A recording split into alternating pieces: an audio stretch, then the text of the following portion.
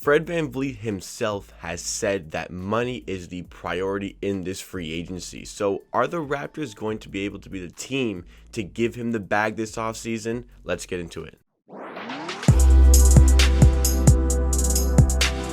Welcome to Amateur Sports, where we give you NBA content with a focus on the Toronto Raptors 4 days a week. So if it is your first time here with me today and you like what you see, you want more of myself talking about these Toronto Raptors, make sure you hit that subscribe button down below. We just hit 800 very recently, looking to get ourselves to 900 and then to 1,000 in the very near future. But on to today's topic. Fred VanVleet is the matter at hand yet again. I've made a video talking about how much Fred VanVleet is worth in this free agency class, but Fred VanVleet himself got on JJ Reddick's podcast, Old Man and a Three, I think that's what it's called, got on that podcast and talked about his priorities going into this free agency, and it's very clear what the priority is for Mr. Fred VanVleet, because he said he just wants to get paid. He's already won his NBA championship. He wants to get money. Obviously, he cares about winning. He said this.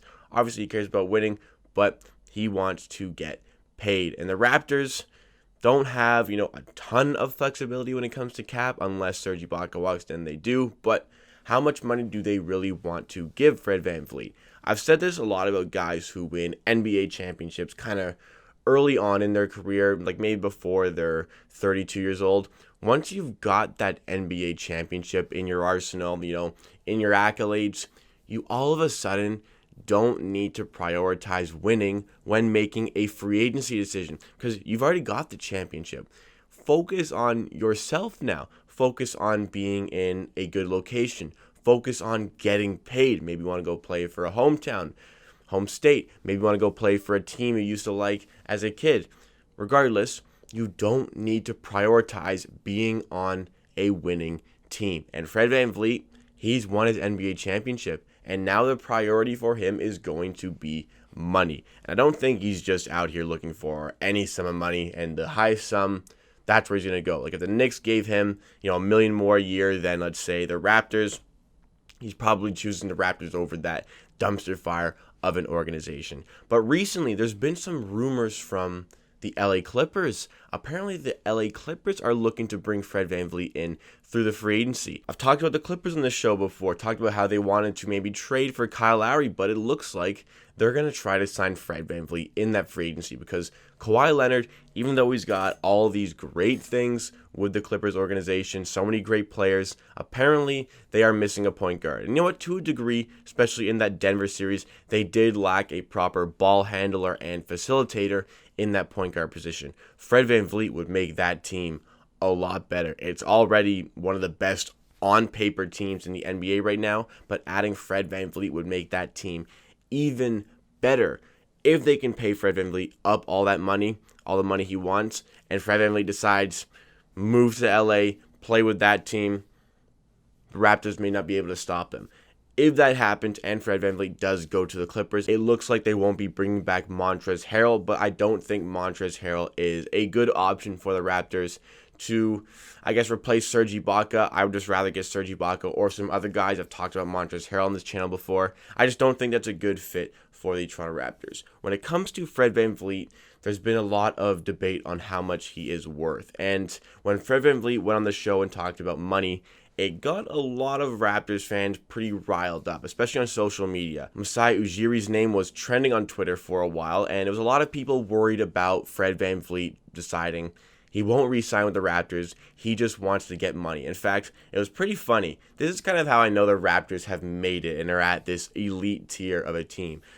I know they've made it because there are Boston Celtics fans who were tweeting about Masai when it was trending. They were tweeting about it in celebration, watching the Raptors crumble. Yes, it takes one guy to talk about money. Not even talk about leaving the Raptors, just talk about money. It takes one guy, our third best player, talking about money for Boston Celtics fans to celebrate that the Raptors are crumbling. Obviously, it's not all Boston Celtics fans, but it was just funny to see a few of those on Twitter. That's how I know the Raptors have made it, and we're at that level. People just want to see us fail.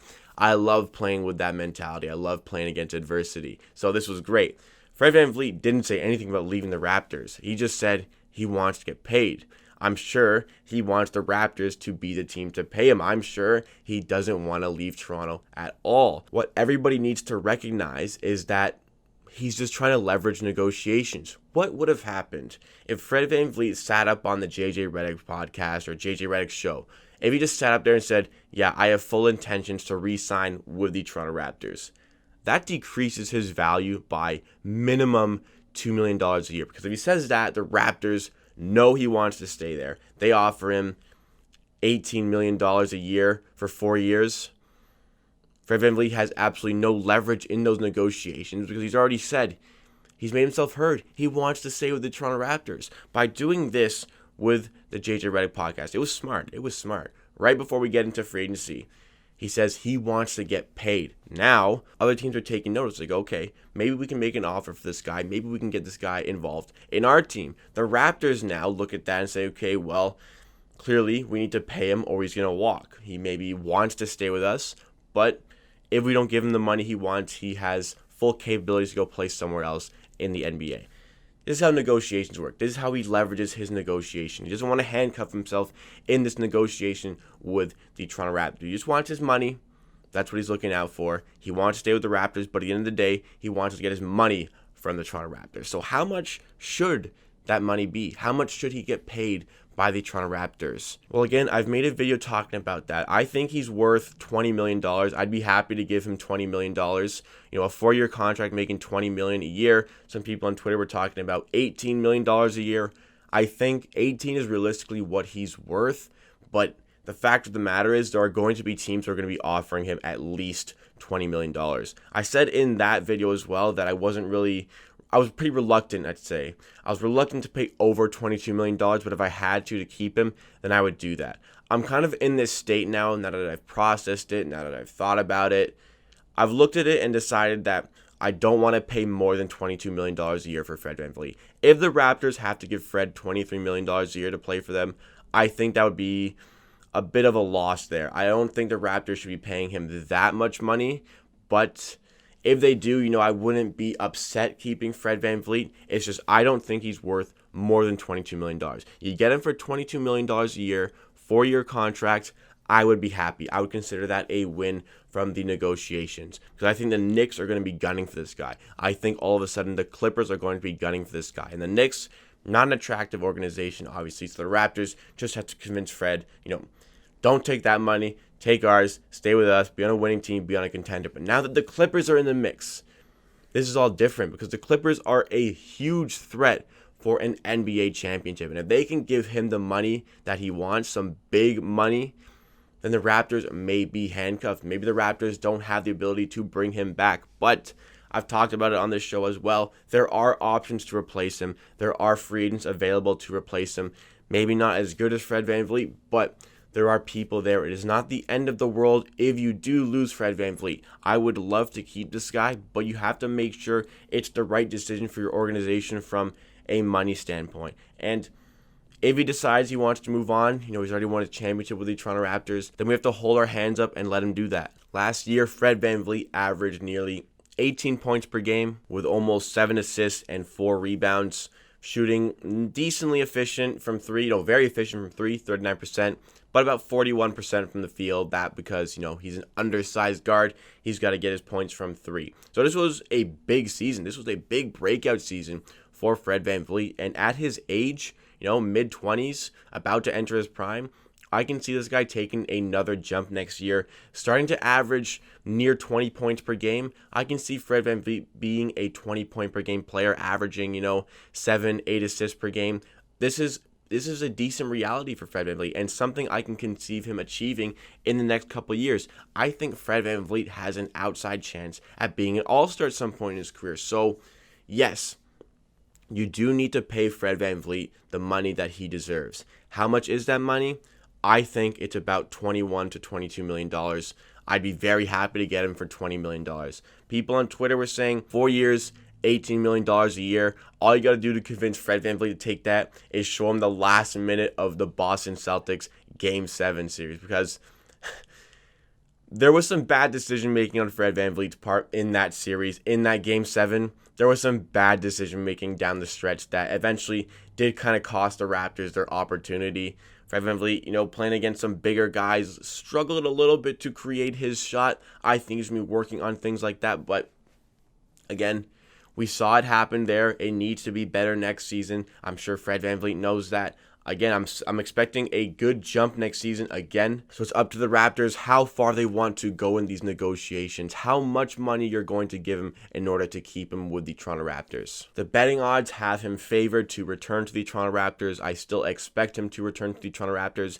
If he did go somewhere else and sign somewhere else, I wouldn't be very surprised. I'd be a little bit surprised, but I wouldn't be overly surprised. We kind of have to understand the situation here. If he does want to go somewhere else and get bigger money somewhere else, then the Raptors can't really do anything about it. You got to look out for your organization. You can't tie up that much money in this guy. Maybe it will be a regrettable decision in the end, but I don't think so. If you're paying him more than $23 million, if that's what he's asking for, I think, unfortunately, you do have to let him walk. I'm happy anywhere in the $20 to $22 million a year range for 4 years. I consider that a win. That's what the Raptors should be giving him. If it's any more, then, again, kind of got to let him walk. But I believe in Masai to make the right decision. I'm not the one making these decisions. It's Masai Ujiri who makes these decisions, and I trust him more than I trust anybody else when it comes to the Raptors. And it's great that he's the executive, he's the president. It's great that he is the one who gets to make these decisions because he's always looking out for the betterment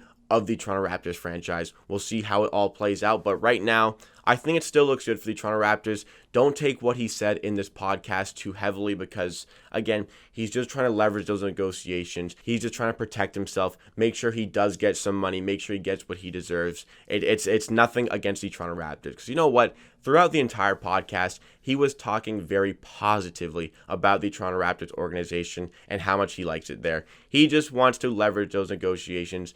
Don't overreact too much about what he said with JJ Reddick. So let me know what you guys think. How much is Fred VanVleet worth in the free agency? What is your max amount you'd pay him, and what would you realistically want to pay him in this free agency? Let me know in the comments down below. Again, I think $20 million for Fred VanVleet is what he's worth, but I would go up to $22 million a year and no more than that. But let me know your opinions in the comments, like I said.